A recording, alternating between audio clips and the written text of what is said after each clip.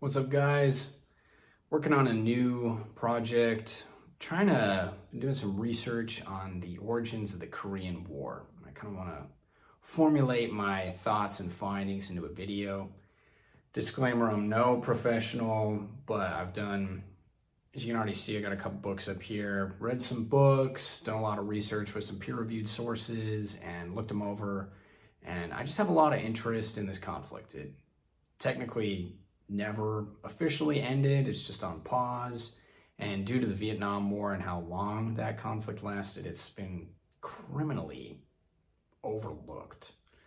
And I think it's still very relevant today.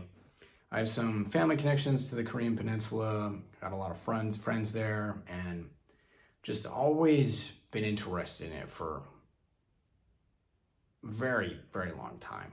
And I want to address where it originated from. And I will say, I don't know that without being well versed in the language, the way that culture and history and language are just so interconnected. In all honesty, I don't know that I can fully understand the origins of that conflict since my Korean proficiency is not good. But I thought I'd just share my 2 cents and let's dive into the origins of the Forgotten War. So to start off, something that we need to clarify is that the Korean War, or the state of conflict on the Korean Peninsula, did not begin on June 25th, 1950. The peninsula was ripe with conflict before then. And in much in the same way that the United States, and in the case of the Korean War, which is an anomaly, it had the United Nations on its side, the way that the UN and the US intervened, well, they intervened in Korea. The situation in Korea remains slightly different. Many people compare it to Vietnam. And the way that the US intervened in Vietnam when war had already been simulating and escalating for quite a while. And while it is true that there had been conflict that had been escalating and simmering in Korea, it still remains slightly different. The US had already had a large presence in South Korea while it was under attack unconventionally. And the US left. Our ground troops left South Korea, the Republic of Korea.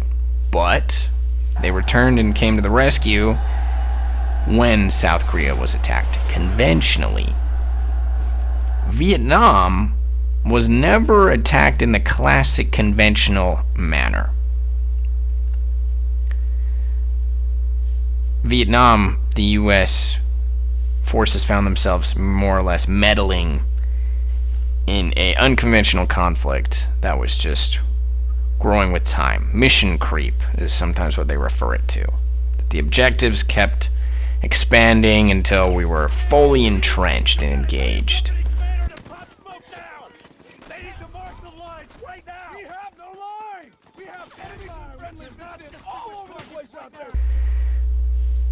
What occurred in Korea was different. And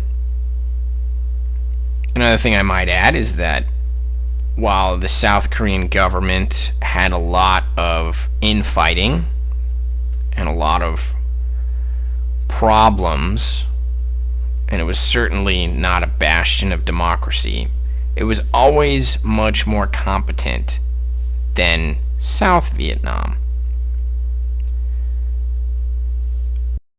South Vietnam had endless coups during the war's duration. The Republic of Korea did not have coups until years after the ceasefire began in 1953. Imagine if what the equivalent of what occurred a number of times in Vietnam would be as if while UN forces were battling near the 38th parallel, if the South Korean army, the ROK Army, was in open civil war with itself and overthrowing President Ri and installing their own folks. That never happened in Korea during the Korean War itself. Very similar things like that happened in Vietnam, though. And what we need to address is that, and I've talked about this in a previous video,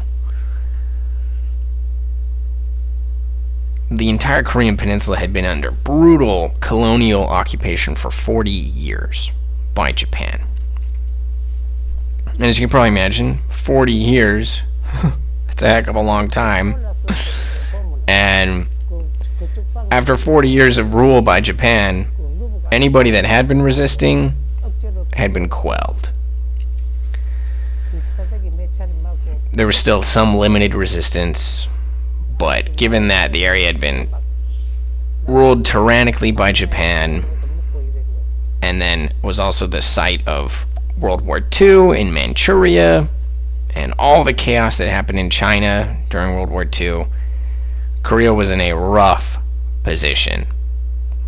And after the atomic bombs were dropped on Japan and Japan surrendered abruptly, there was an immediate power vacuum in that all of a sudden the ruling authorities, the Japanese, were about to be tossed asunder, tossed aside. Therefore, with the incoming powers, the USSR and the US, it was more or less an afterthought. They chose just to divide the peninsula. It was meant to be temporary. And before the two separate Koreas were established, the US already viewed the USSR with suspicion. And in truth, the United States and the USSR, a lot of people state that, oh, the Cold War was unnecessary, or they'll say that the Cold War only started after World War II. In truth, even before World War II, the US and the USSR did not see eye to eye on a lot of things. They did not get along. You can even cite that the US even led a limited expedition in Russia after World War II during the Russian Civil War. They tried to intervene over there. So the Cold War tensions and distrust were honestly going back decades by the time the Cold War started in the 50s, or the late 40s. And there were a number of communist Koreans. Again, this was 40 years of of Japanese occupation. So a number of Korean refugees found themselves in the Soviet Union, resisting the Japanese, and some even fought alongside the Russians. A number also fought alongside the communist Chinese against the Japanese, and then against the nationalists. And from the get-go, as Soviet troops entered the north and US troops entered the south, they began establishing their own form of government, which is a necessity. It can't just be pure anarchy. Someone needs to be in charge. And given the 40 years of Japanese rule, the only left officials had been people that had been working alongside the Japanese. They didn't have much of a choice. And early on, the DPRK, or those in the north, began accusing the US of maintaining and reestablishing Japanese colonialism, saying that it just merely changed faces. And so from the get-go, these two ideologies, there's a lot they do not have in common. And very early on, the communists began to desire to remake Korea in their own image, in the same way that the South sought to do so, and the US sought to do so, and the USSR sought to do so. So there was all of these conflicting ideologies and beliefs on what to do with the future of the Korean Peninsula. And due to the totalitarian nature and organization of the USSR, when they helped establish the DPRK, they automatically had an extreme advantage in spying and intelligence gathering, and they were much more competent in a lot of their organizations. If you know anything about U.S. military occupations, they can be quite a mess. and the beginning days of the U.S. presence in Korea was no exception. The Republic of Korea was often fighting rebellions in its own territory. The DPRK fought some insurgents as well, but most of they either killed or expelled to the south. And the ROK was never directly promoting an insurgency in the DPRK, at least not so much in that they sought to provide for rebellions that began there. And even if they did, they didn't get anywhere off the ground because of the communist totalitarian measures. Such rebellions they would not have gained much traction at all. And we really need to look at the fact that the DPRK was hostile and totalitarian since its origins. And once the geopolitical realities set in, unification seemed impossible without conflict. So, yes, it is true that a number of South Korea's government was composed of earlier folks that had collaborated with Japan. And thus the DPRK began to accuse them of saying that to break the influence of Japan, the colonial era, once and for all, the South Korean government needed to be disposed of. And Harry Truman, led by ideologies of liberalism and trying to utilize international law for the first time, sought to try and achieve things peacefully with the United Nations. But in the same way that one might speak more flowery about international law and norms and the importance of human rights and other topics, realism, or the idea that interests will really dominate state actions, that will always be the case. They might never state it outwardly, they might not admit it to themselves, but that is the truth, the unvarnished truth. And even realist ideological thinking was at play in the United Nations. For instance, Chiang Kai-shek and the nationalist Chinese were still the ones with representation on the UN Security Council, even though they'd fled to Taiwan. And President Truman stated that the U.S. would endorse the establishment of a Korean state and the unification through the UN, but such a unification could never come about peacefully. By now, the two factions were entrenched and hostile towards each other, with Kim Il-sung leading the north and Ri Syngman, or Syngman Rhee, leading the south.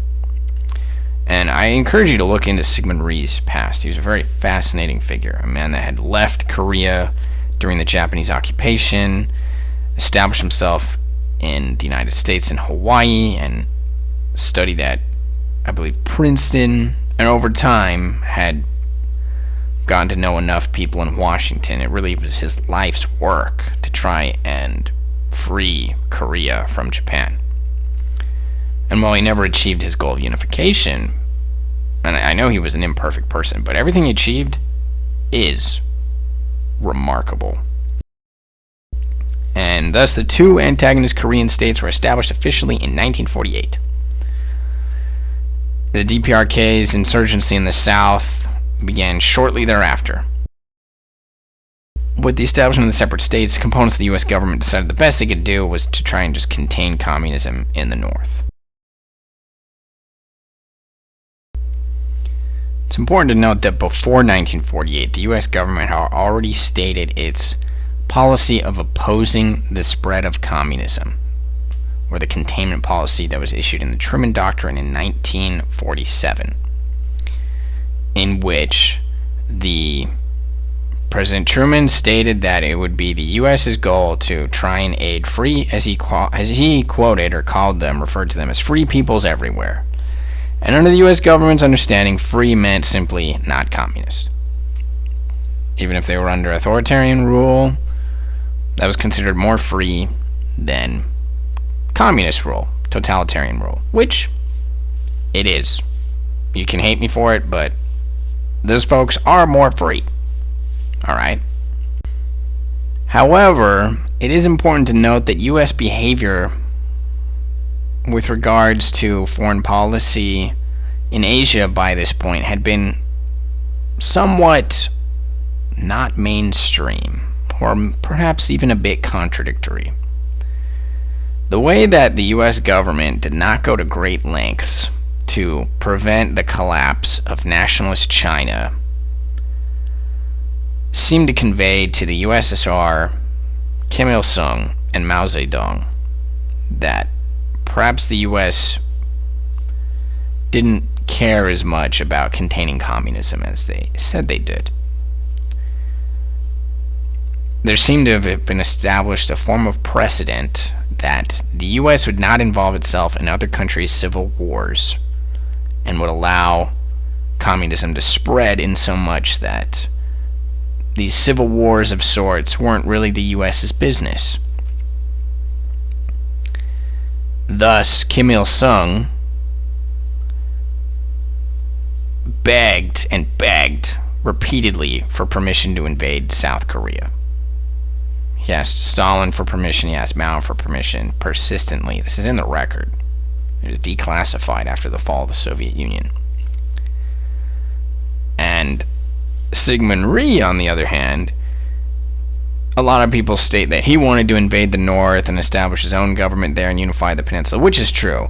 But what is more true is that he wanted to launch a preemptive strike because he felt that invasion from the North was imminent. And given the way things went, he wasn't wrong. He was completely correct in that assumption. Another thing many folks cite is that Dean Acheson, the Secretary of State, he omitted South Korea and Taiwan from what he called the American Defense Perimeter in a public speech. And